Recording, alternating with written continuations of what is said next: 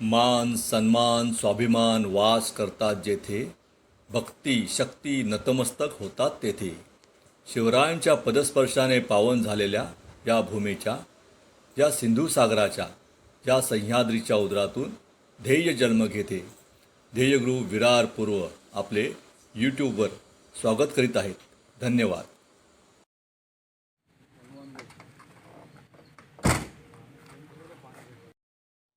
मित्रांनो, आता आपण केळवे गाव ते सफाळा गाव याच्या मधोमध येऊन पोचलेलो आहे. आणि याच्या मधोमध आहे खाटली गाव. आणि या खाटली गावाच्या वेशीवरच आपल्याला पाहण्यास मिळतो भवानगड. आता आपण भवानगड पाहून त्याची थोडक्यात माहिती घेणार आहोत. चला.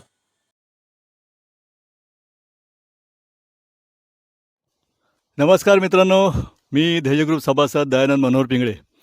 आता आपण पालघर जिल्ह्यात सफाळे येथे आलेलो आहोत. आणि आता आपण सफाळे येथील भवानगड पाहणार आहोत. भवानगड या ऐतिहासिक वास्तूला आपण आता भेट देणार आहोत. आपण आता 4 किल्ले केलेले आहेत, एक मंदिर केलेलं आहे. आणि हा भवानगडाचा 5वा किल्ला आता आपण पाहणार आहोत. अतिशय सुंदर आणि निसर्गरम्य वातावरणात हा किल्ला आपल्याला पाहण्यास मिळतो. आज याला किल्ला म्हणून कोणी ओळखत नाही, तर महादेवाचं इथे मंदिर आहे. त्या महादेवाच्या मंदिरावरनं या भवानगडाला ओळखतात. मित्रांनो, आज हा किल्ला पूर्णपणे ढासळलेला आहे. नाही म्हणायला काही बुरुज आपल्याला इथे पाहण्यास मिळतात व पाण्याचे टाक पाहण्यास मिळतात. चला तर आता हा किल्ला फिरता फिरता याची ऐतिहासिक माहिती घेऊया. आणि त्या माहितीचा आढावा मी तुमच्यापर्यंत थोडक्यात पोहोचवण्याचा प्रयत्न करणार आहे. चला मित्रांनो, जास्त वेळ घेत नाही. आता आपण सध्या भवानगड पाहूया. चला, भवानगड पाहण्यास आपण निघूया. मित्रांनो, भवानगड एका छोट्या टेकडीवर उभारलेला आहे. आणि भवानगडला जाणाऱ्या वाटेच्या दुतर्फा जर पाहिलं तर दाट असं वनीकरण केलेलं आपल्याला पाहण्यास मिळते. अतिशय सुंदर असं वातावरण इथे निर्माण झालेलं आहे. संध्याकाळचे 4 वाजून गेलेले आहे. वातावरण आल्हाददायक आहे. आणि या सुंदर वातावरणात आपल्याला पक्ष्यांचं गुंजन ऐकू येते आहे. अतिशय नीरव शांतता पसरलेली आहे. एक 5-1 मिनिटाची वाट आपण चढून पुढे आलो की आपल्याला लगेचच किल्ल्याचा परिसर पाहण्यास मिळतो. आपण किल्ल्याच्या परिसरात येऊन पोहोचतो. पण या वाटेच्या दुतर्फा जर आपण पाहिलं, त्या वनीकरणामध्ये आपल्याला अनेक फलक लावलेले पाहण्यास मिळतात. आणि या फलकांवरती अनेक पशुपक्ष्यांची चित्र काढून याची माहिती देण्यात आलेली आहे. मित्रांनो, हा किल्ला छोटा आहे पण देखणा आहे. जेव्हा चिमाजी आप्पा उत्तर कोकणामध्ये पोर्तुगीजांचं पारिपत्य करण्यासाठी आले असता मराठ्यांना या किल्ल्याचा खूप उपयोग झाला. काही पत्रांनुसार असं समजते की हा किल्ला पेशव्यांनी निर्माण केला आहे. पण काही इतिहासकारांच्या मते हा किल्ला पूर्वीपासून येथेच आहे. पण हा कोणी निर्माण केला आहे हे मात्र अज्ञात आहे. हे इतिहासाला आज ज्ञात नाही. हा भवानगड किल्ला यापूर्वी मी अनेकदा पाहिलेला आहे. आणि आज पुन्हा हा किल्ला पाहण्याचा योग आलेला आहे. असं वाटते मी हा किल्ला आज प्रथमच पाहतो आहे. कारण प्रत्येक वेळी या किल्ल्याचं सौंदर्य वेगळं भासते आहे. आज या किल्ल्याच्या पायथ्यालगतच एक डांबरी सडक गेलेली आहे. आणि त्या सडकेपासून येथे येण्यास आपल्याला 10 मिनटं खूप होतात. सभोवतालच्या निसर्गाची शोभा पाहत पाहत आपण किल्ल्याच्या परिसरात येताच किल्ल्याच्या उजव्या हाताला आपल्याला या वाटेवर भवानगड किल्ल्याचा फलक लावलेला पाहण्यास मिळतो. त्यावर या किल्ल्याचा थोडक्यात इतिहास दिलेला आहे. तर समोरच सुंदर असं सिमेंट कॉन्क्रीटचं प्रवेशद्वार पाहण्यास मिळते. आणि या प्रवेशद्वारातून आत प्रवेश करताच आपला प्रवेश भवानगडाच्या आवारात होतो. भवानगडाच्या आवारात आपण शिरताच समोर आपल्याला अतिशय सुंदर असा परिसर पाहण्यास मिळतो. येथील प्रशासनाने किंवा शासनाने हा परिसर समृद्ध ठेवलेला आहे. समोर बाग बगीचा निर्माण केलेला आहे. तर उजव्या हाताला पूर्व दिशेला पाहिलं तर आपल्याला महादेवाचं मंदिर पाहण्यास मिळते. मंदिराच्या उजव्या हाताला सुंदर अशी जास्वंदीची फुलझाडे पाहण्यास मिळतात. आणि या झाडांवरती जास्वंदी फुललेली आपल्याला पाहण्यास मिळते. सुंदर असा निसर्ग येथे आहे. संध्याकाळचे 4 वाजून गेलेले आहेत. उन्हं उतरलेली आहेत. परिसरात अतिशय नीरव अशी शांतता आहे. आमच्या व्यतिरिक्त यावेळी या किल्ल्याच्या परिसरात कोणीही मनुष्य दिसत नाही. या महादेव मंदिरात रोज पूजा अर्चा होत नसावी, कारण जर आजूबाजूचा परिसर पाहिला तर पालापाचोळा पडून हा परिसर अस्वच्छ झालेला आहे. तसेच जेव्हा आम्ही मंदिरात पोचलो तेव्हा मंदिराला टाळं होतं. मी जेव्हा जेव्हा या मंदिरात आलो आहे किंवा हा किल्ला पाहण्यास आलो आहे तेव्हा तेव्हा हे मंदिर मला बंदच पाहण्यास मिळाले. त्यामुळे मला या मंदिरातील देवताचं दर्शन कधी झालेलं नाही. का बंद केलं शंभो? काम चालू आहे आता.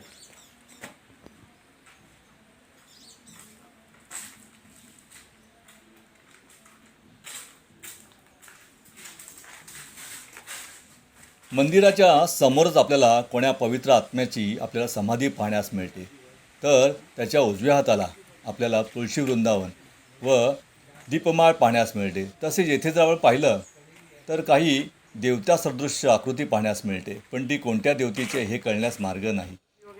मंदिराच्या पाठीमागे सर्व परिसर सुशोभित करून ठेवलेला आहे. झाडांना पार बांधलेले आहे आणि येथूनच उजव्या हाताला एक पायवाट भवानगडाकडे जाते. म्हणजे हा भवानगडाचाच परिसर आहे. येथून पुढे मात्र एक पायवाट भवानगडाकडे जाते. 5च मिनिटात आता आपण भवानगडावर जाणार आहोत. हीच ती वाट भवानगडाकडे जाते. या वाटेच्या दुतर्फा गच्च वनीकरण केलेलं आहे किंवा जंगल पाहण्यास मिळते. या वाटेवरून पुढे चालत येताच आपल्याला उजव्या हाताला बलदंड असे या गडाचे मुख्य बुरुज पाहण्यास मिळतात.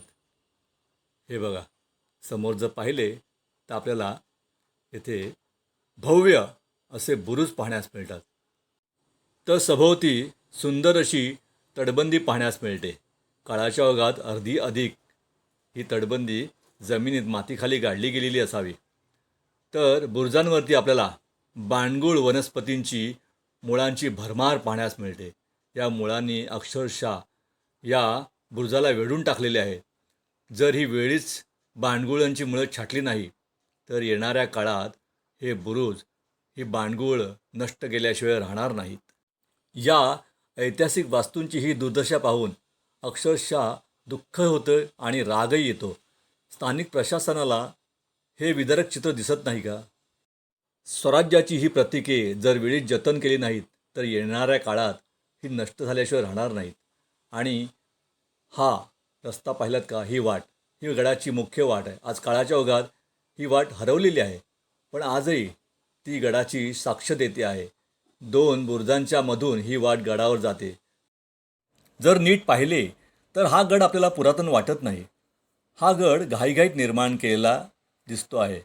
कारण या बुरुजांच्या दगडांमध्ये जर आपण पाहिलं, जे बुरुजांना दगड लावले त्यामध्ये आपल्याला सिमेंट म्हणजे त्यावेळची जी चुनखडी आहे ती भरलेली दिसत नाही. दगडावर दगड ठेवून हे बुरुज निर्माण केलेले आहे, तटबंदी निर्माण केलेली आहे. अशी आपल्याला फार थोड्या ठिकाणी रचना पाहण्यास मिळते. आता आपण गडाच्या आत प्रवेश केलेला आहे. सभोवती ही तटबंदी आहे आणि हा गडाचा मुख्य दरवाजा किंवा ही वाट ही गोमुखी वाट आहे. सुरुवातीला मोठे 2 बलदंड बुरुज देऊन आतमध्ये यू टर्न घेतल्यानंतर अजून आपल्याला 2 बुरुज पाहण्यास मिळतात. आणि ही बघा, ही वाट आहे बालेकिल्ल्याकडे जाणारी वाट. या बुरुजांमध्ये आणि तटबंदीमध्ये सुद्धा आपल्याला चुनखडी भरलेली पाहण्यास मिळत नाही. बालेकिल्ल्याचे बुरुज आणि तटबंदी मात्र उद्ध्वस्त झालेली आपल्याला पाहण्यास मिळते. हा गड म्हणजे पोर्तुगीजांवर मिळवलेल्या विजयाचा साक्षीदार आहे. म्हणजे हा भवानगड केळव्यापासून अंदाजे 1.5 किलोमीटर अंतरावर खाटली गावाच्या वेशीवर अंदाजे 200 मीटर उंच असणाऱ्या एका टेकडावर म्हणजे एका डोंगरावर हा किल्ला आज आपल्याला पाहण्यास मिळतो. माहीम, केळवे व दातिवरे या दळणवळणाच्या मार्गावर लक्ष ठेवण्यासाठी तसेच एडवण, कोरे, मथाणे येथे पोर्तुगीजांच्या वखारी व त्यांच्या प्रांतात होणाऱ्या सैनिकी हालचालीवर नजर ठेवण्यासाठी या भवानगडाची निर्मिती केली. पोर्तुगीज सैन्याची रसद तोडणे हा या गडाचा किंवा गड बांधणीचा मुख्य हेतू होता. भगवानगडाची लांबी अंदाजे 128 फूट आहे तर रुंदी 70 फूट असून या गडास एकूण 7 बुरुज, एक बालेकिल्ला, धान्य कोठार, ऋषींचे स्थान, एक पाण्याचे टाके व भक्कम अशी तटबंदी असणाऱ्या या गडाची निर्मिती भर पावसाळ्यात जुलै महिन्यात 1738 साली चिवाजी अप्पांच्या काळात झाली असे ऐतिहासिक संदर्भातून पाहण्यास मिळते. उद्ध्वस्त तटबंदीवरून गडफेरी करताना गडाच्या बाहेरील व गडाच्या आतील अनेक वास्तू पाहण्यास मिळाल्या. गडाच्या बाहेरील अतिशय सुंदर असं दृश्य दूरपर्यंत पाहण्यास मिळालं. तर गडाच्या आतील भागात अनेक बेसुमार प्रचंड मोठी झाडे वाढलेली पाहण्यास मिळाली. पण या गडाला एकूण 7 बुरुज आहेत असे कळते, पण आम्हाला मात्र 4च बुरुज पाहण्यास मिळाले. कारण वाढलेल्या या बेसुमार झाडीत काही बुरुज व ऐतिहासिक वास्तू हरवून गेलेल्या आहेत. तसेच जर दूरवर पाहिलं, पोर्तुगीज लढाईच्या वेळी या भवानगडाच्या संरक्षणासाठी युद्धकाळी मोठी शिबंदी ठेवल्याचे दिसून येते. कारण जवळच असणारा माहीमचा किल्ला त्यावेळी पोर्तुगीजांच्या ताब्यात होता आणि तो जिंकून घेण्यासाठी शंकराजी केशवजी यांनी चिमाजी अप्पांना एक पत्र पाठवलं आहे. आणि त्या पत्रामध्ये ते म्हणतात की माहीमच्या मोहिमेसाठी भवानगडापैकी 400 माणूस शंकराजी केशवांनी सोबत नेली आहे, कारण त्यांना माहीमचा किल्ला जिंकून घ्यायचा होता. या किल्ल्याला थोडाफार ऐतिहासिक वारसा लाभलेला आहे. त्याची ऐतिहासिक माहिती मिळते, ती आपण नंतर पुन्हा केव्हा तरी पाहणार आहोत. जर समोर या गर्द झाडीमध्ये पाहिलं तर आपल्याला इकडे एक मशीद पाहण्यास मिळते, पण आजूबाजूला कोणताही बंगला किंवा घर पाहण्यास मिळत नाही, पण मशीद मात्र उठून दिसते आहे. आजही गडावर अनेक ऐतिहासिक वास्तू असाव्यात, पण उद्ध्वस्त अवशेष चौथरे झाडीमध्ये लपून गेलेले आहेत. पण त्यातल्या त्यात म्हणजे चांगलं चौकोनी पाण्याचं टाक मात्र जतन करून ठेवलेलं पाहण्यास मिळते. हे पहा, हे ते भव्य पाण्याचं टाक आहे, पण ते मात्र जतन करून ठेवलेलं आहे आणि आम्ही याच्यातलं पाणी, या टाकातलं पाणी प्यायलेलो आहोत. भवानगड किंवा भवानीगड हा किल्ला जरी छोटा असला तरी हे एक निसर्ग संपन्न स्थळ आहे, एक प्रेक्षणीय स्थळ आहे. येथे निरोध शांतता आहे, सुंदर अशी वनश्री आहे आणि या फुललेल्या वनश्रीत अनेक पशुपक्षींचं गुंजन आपल्याला ऐकायला मिळते. अशा या निरोध शांततेत आपल्याला विसावा करण्याचा मोह नक्कीच होतो. आम्हीही किल्ला फिरून पाहताना थकून गेलो होतो आणि त्यानंतर आम्ही काही वेळ येथेच विसावा घेतला. या तटबंदीच्या दगडांवर उद्ध्वस्त दगड जर तुम्ही पाहिलेत तर माझे मित्र या उद्ध्वस्त तटबंदीच्या दगडावर विसावा घेत आहे. कारण ऑक्टोबरचा हीट आहे, उन्हाने वातावरण तापलेलं आहे. पण या सुंदर क्षेत्री थोडा वेळ विसावा घ्यायचा मोह आम्हालाही झाला. मित्रांनो, येथेच थांबतो, येथेच थोडा वेळ विसावा घेतो.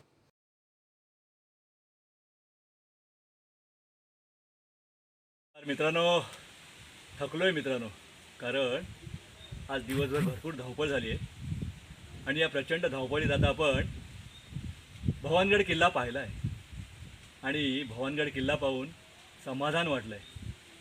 त्याचे ते खणखणीत बुरुज, ती तटबंदी पाहून मन भरून येते. ती आपल्या पालघर जिल्ह्यामध्ये सफाळ येते हा भवानगड किल्ला पाहायला मिळतो. जर तुम्ही पाहिलं तर हे बघा, त्याचे बुरुज आज उद्ध्वस्त झालेले आहेत. हा बालेकिल्ल्याचा दरवाजा आहे, दुसरा दरवाजा, आणि मुख्य दरवाजा खाली आहे. आज हा किल्ला आपण फिरून पाहिलेला आहे. किल्ल्याची भरभक्कम तटबंदी आपण पाहिलेली आहे आणि किल्ल्याच्या सर्वोच्च माथ्यावर पाण्याचे टाक आहे आणि त्या संरक्षित केलेले आहे. वाईट एवढंच वाटते की हा किल्ला बांडगुळ झाडांनी अक्षरशः वेठीस धरलेला आहे. त्याचे हे प्रचंड आणि बुलंद बुरुज कधी ढासळतील. तुम्ही जर हा व्हिडिओ पाहिला असेल तर तुमच्या लक्षात येईल.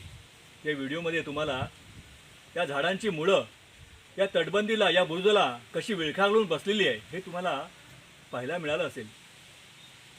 हा किल्ला पाहता पाहता आपण सभोवतालचा निसर्ग पाहिलेला आहे, त्या निसर्गाचं अवलोकन केलेलं आहे, त्याची आपण भौगोलिक माहिती घेतलेली आहे आणि थोडक्यात या बुलंद किल्ल्याची ऐतिहासिक माहिती घेतलेली आहे. छोटेखानी किल्ला आहे, एका छोट्या टेकडीवर हा उभारलेला आहे.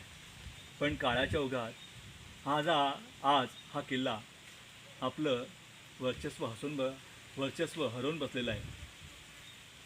पण आजही आमच्यासारख्या शिवप्रेमींना, इतिहासप्रेमींना तो खुणावत असतो. आणि त्याच ओढीने आज आम्ही हा किल्ला पाहण्यासाठी इथे आलेलो आहे. याच्या आधीही मी 3-4 वेळा हा किल्ला पाहिलेला आहे, पण आज पुन्हा नवीन मित्रांसमवेत त्यांचे पाय या किल्ल्याला, या गडाला लावलेले आहेत.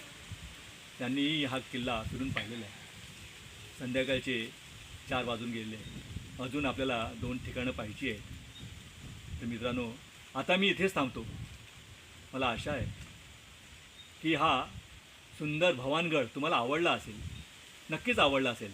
आणि हा किल्ला जर तुम्हाला आवडला असेल तर शेअर करून लाईक करायला विसरू नका. आणि हो, सबस्क्राईब नक्कीच करा. पुन्हा आपण एका ऐतिहासिक वस्तूला भेट देऊ, तेव्हा आपली भेट होईलच. इथेच थांबतो मित्रांनो. जय शिवराय, जय शिवराय.